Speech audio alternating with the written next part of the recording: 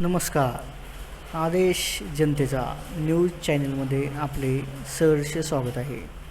मी गणेश गोरख गाडगे, उपसंपादक आदेश जनतेचा व अखिल भारतीय भ्रष्टाचार निर्मूलन संघर्ष समिती महाराष्ट्र प्रदेश मुख्य कार्याध्यक्ष गणेश गोरख गाडगे.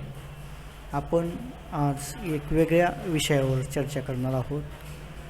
तो म्हणजे शासकीय कामांमध्ये आपल्याला येणारे अडथळे व अडथळे आल्यानंतर आपल्याला भेटणारे एजंट्स. आपल्याला शासकीय काम म्हणले की सरकारी कार्यालये आठवतात, म्हणजेच पुणे जिल्हाधिकारी कार्यालय अथवा प्रांत कार्यालय, तहसील कार्यालय,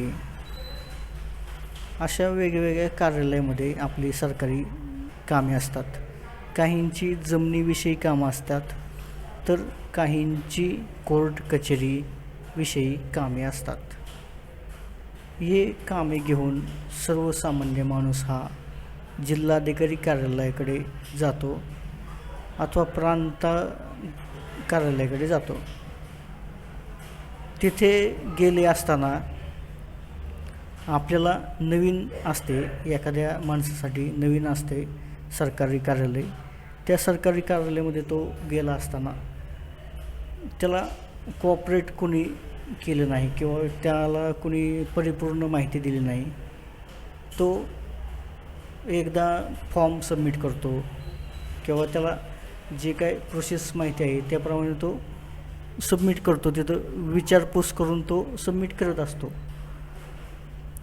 पण अडचण अशी येते की तुम्ही सरकारी कार्यालयामध्ये त्यांच्या प्रोसेसप्रमाणे तुमचा जो काही अर्ज असेल किंवा जे काही तुम्हाला सबमिट करायचं असेल ते तुम्ही सबमिट करता. अडचण अशी येते की सरकारी कामे जे अधिकारी आहेत ते लवकर करत नाहीत तुमची कामे. तुम्हाला काम अर्जंटमध्ये हवं असतं आणि लवकर महसूलचं काम म्हणलं की अर्जंट होत नाही हे आपल्याला माहिती असतं. त्यामुळे आपण म्हणतो की किंवा ठीक आहे, अर्जंट होत नाही, महिनाभर जाऊ द्या किंवा 2 महिने जाऊ द्या, तरी आपलं 2 महिन्यानंतरही काम होत नाही.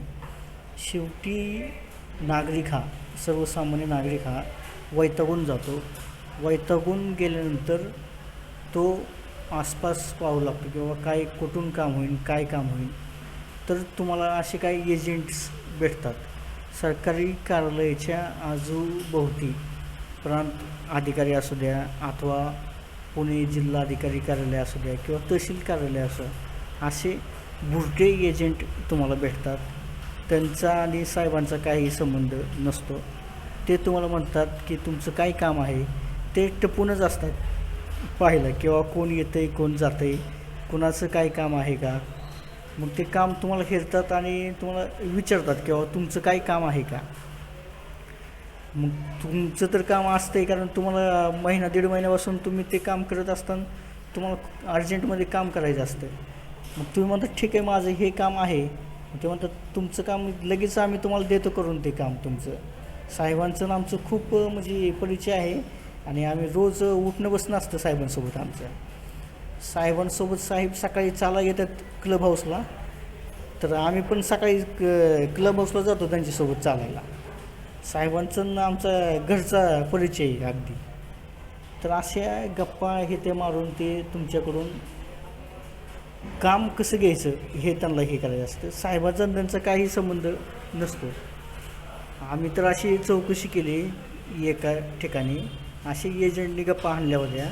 आम्ही कार्यालयामध्ये गेला असतं, चौकशी केली, तर त्या एजंटचा आणि साहेबांचा काही संबंध नव्हता.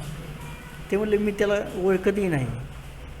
तो एकदा 2दा आले असेल बाहेरच्या बाहेर, क्लार्कपाशी येते पाहिलं असेल मी त्याला कधीतरी, पण असं काय आमचा संबंधच नाही.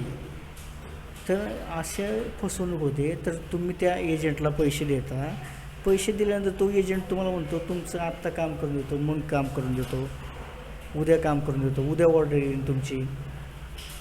असे गप्पा मारत असतो तो फक्त. ते काय काम करून तुमचं देतच नाही काम शेवटपर्यंत. तुमच्याकडून टोकन घ्यायचं असतं, त्याला टोकन एकदा घेतलं की तो काय तुमचं काम करून देत नाही. तुम्ही त्यात अडकले जाता. अडकले गेल्यानंतर महत्त्वाचा पर्याय काय आहे, तुम्ही जे काही टोकन दिलेलं आहे तिथं तुम्ही स्टॉप झालं पाहिजे. त्याच्यानंतर तुम्ही त्यांना पैसे देता कामा नये. तुम्ही त्याला त्यांना म्हणलं पाहिजे की बाबा तुम्ही आम्हाला तुम्ही जे काम केलं आहे त्याच्याबद्दल जे काही झालेलं आहे ते तुम्ही द्या, त्याच्यानंतर आम्ही तुम्हाला पैसे देऊ. ते तुम्हाला असंही म्हणतील की ऑर्डर झालेली, साहेबांनी ऑर्डर साईन करून ठेवलेली आहे, तुम्ही राहिलेले पैसे तयार ठेवा, आम्ही तुम्हाला लगेच ऑर्डर देऊ. आणि आपण पैसे तयार ठेवतो आणि ते पैसे दिले की तुम्हाला ऑर्डर बी नाही, एजंट बी नाही, फोन स्विच ऑफ, फोन उचलणार नाही तुमचे, काय नाही, तो गायब होऊन जाणार एजंट. आणि तुम्ही हा व्यवहार केला असतो कॅशमध्ये व्यवहार केल्याने त्याचे व्हॅल्यू राहत नाही. काय केस स्टँड होते कोर्टामध्ये, कॅश व्हॅल्यू जरी असले ना तरी केस स्टँड होते, पण कोर्ट कचेरी तुम्हाला त्यानंतर करावी लागते. खूप त्रास होतो आणि अनावश्यक त्रास होतो. जो त्रास तुम्हाला नको आहे तो त्रास तुम्हाला पैसे देऊन घ्यावा लागतो, असा त्रास होतो तुम्हाला तो. त्यामुळे तुम्ही अशा एजंट लोकांना, शक्यतो एजंट लोकांकडे जाऊच नका. जे काही तुमचं कायदेशीर काम असेल, इल्लिगल काम करूच नका. केलं तर कायदेशीरच करा, कारण साहेब बी काही इल्लिगल काम करत नाहीत कोणतेही. ते कायद्याच्या ह्यामध्ये कुठं तुमचं काम बसतं आहे ते पाहूनच ते बसवतात आणि करतात. तुमचं जर एखादा साहेब ऐकत नसेल तर वरिष्ठ साहेबांकडे जावा तुमची तक्रार घेऊन, माझं हे काम आहे. ते ऐकत नसेल तर त्यांच्या वरिष्ठ कार्यालयाकडे जावा, मुख्यमंत्र्यांकडे जावा, हायकोर्टामध्ये जावा, सुप्रीम कोर्टामध्ये जावा. पण तुमचं काम लिगली पद्धतीने करा. कुठलंही काम लिगली पद्धतीने महसूल खात्यातलं होतं, कारण हे सर्व अधिकारी जे आहेत त्यांच्या नोकरीवर गदा येऊन देत नाहीत. ते लिगलीच काम करतात. ते फक्त कोणत्या कायद्यामध्ये बसतं आहे त्यांचा अभ्यास असतो. त्यामुळे त्यांच्याकडून सल्ला घेऊन त्या कुठल्या कायद्यामध्ये बसते त्या कायद्यामध्ये बसवून तुमचं काम करून घ्या. एजंट लोकांना पैसे देऊ नका, जास्त अडकू नका. असे बुरटे एजंट तहसील कार्यालय, जिल्हा अधिकारी कार्यालय, प्रांत ऑफिस कार्यालय ह्याच्या बाहेर फिरत असतात. त्यांचा आणि साहेबांचा काही संबंध नसतो. ते फक्त कोण सापडतं आहे का, कोण हे होतं आहे का असं पाहण्यासाठीच ते फिरत असतात.